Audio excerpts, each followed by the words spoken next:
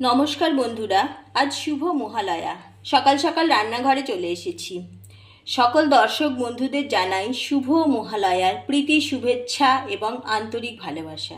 মহালয়া মানেই পুজোর সূচনা। মিষ্টিমুখ করার জন্য নিয়ে চলে এলাম আজকে নতুন একটা রেসিপি, বাদামের নাড়ু। কিভাবে নাড়ুটা বানাচ্ছি সম্পূর্ণ ভিডিওটা স্কিপ না করে দেখতে থাকুন। বাদামের নাড়ু বানানোর জন্য আমি এক বাটি ভাজা বাদাম নিয়ে নিয়েছি। বাদামগুলো একটা মিক্সিং জার নিয়েছি, মিক্সিং জারের মধ্যে নিয়ে নিচ্ছি। এই বাদামগুলো আমি রেখে দিচ্ছি। একটা হামালদিস্তা নিয়েছি, হামালদিস্তার মধ্যে দিয়ে দিচ্ছি। এগুলোকে আমি একটু আধ ভাঙা করে নেব। আর মিক্সিং জারে যে বাদামগুলো নিয়েছি এগুলো গুঁড়ো করে নিচ্ছি। বাদামটা গুঁড়ো করা হয়ে গেছে। খুব বেশি মিহি হবে না, একটু কচকচে থাকবে, এই রকমভাবেই গুঁড়ো করতে হবে।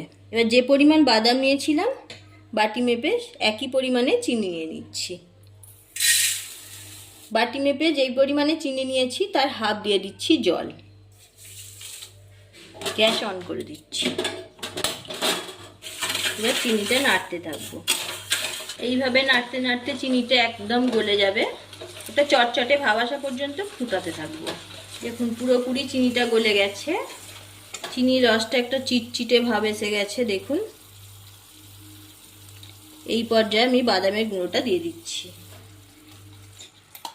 বাদামের গুঁড়োটা দিয়ে দিয়েছি। এবার দিয়ে দিচ্ছি গুঁড়ো দুধ। গ্যাসটা লো ফ্লেমে রেখে নাড়ুটা পাক দিয়ে নেব। বেশিক্ষণ সময় লাগবে না, 2-3 মিনিট মতো সময় লাগবে। এলাচের গুঁড়ো দিয়ে দিচ্ছি। 1 চামচ ঘি নিয়েছি, এই পর্যায়ে আমি 1 চামচ ঘি দিয়ে দিচ্ছি। এটা দিয়ে ভালোভাবে পাকটা দিয়ে নেব। খুব বেশি পাক দেওয়ার দরকার নেই, আমার পাকটা হয়ে গেছে। দেখুন ছেড়ে আসছে। এটা ঠান্ডা হলে আরো শক্ত হয়ে যাবে। এবার নামিয়ে নিচ্ছি। একটু ঠান্ডা হয়ে গেছে। আমি একটা চামচ নিয়েছি, চামচে করে কিছুটা নিয়ে নিচ্ছি।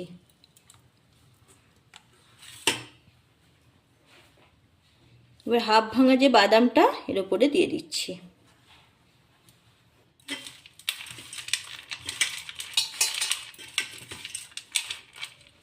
একটু গরম আছে, এখন একটু নরম লাগছে, কিন্তু ঠান্ডা হলে এটা শক্ত হয়ে যাবে।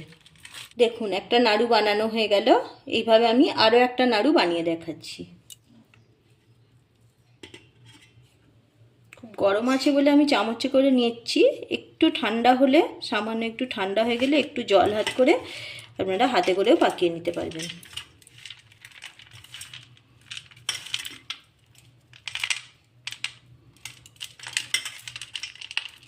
আরও একটা নাড়ু বানানো হয়ে গেল। এগুলো ঠান্ডা হলে শক্ত হয়ে যাবে। এইভাবে সবগুলো নাড়ু বানিয়ে নিচ্ছি। সবগুলো বাদামের নাড়ু বানানো হয়ে গেল। দেখুন কতটা সুন্দর হয়েছে, আর ঠান্ডা হতেই কত শক্ত হয়ে গেছে দেখতে পাচ্ছেন। এইভাবে বাদামের নাড়ু বানিয়ে একটা কন্টেনারের মধ্যে ভরে রেখে দিলে যখন খেতে ইচ্ছা হবে আপনারা খেতে পারবেন। মিষ্টি মিষ্টি কিছু খেতে মন চাইলেই আপনারা বার করে খেতে পারবেন। এটা অনেক দিন পর্যন্ত ভালো থাকবে। এইভাবে আপনারাও একবার বাড়িতে ট্রাই করুন। রেসিপি ভালো লাগলে লাইক শেয়ার করবেন এবং কমেন্ট করে জানাতে ভুলবেন না। যে সকল বন্ধুরা নতুন, আমার চ্যানেলটি সাবস্ক্রাইব করে পাশে থাকুন। পাশে থাকা বেল আইকন প্রেস করুন। আশা করছি আপনাদের রেসিপিটি ভালো লেগেছে। আজ এই পর্যন্ত। ভালো থাকুন, সুস্থ থাকুন, সকলের পুজো ভালো কাটুক। আবারও দেখা হচ্ছে অন্য কোনো এপিসোডে।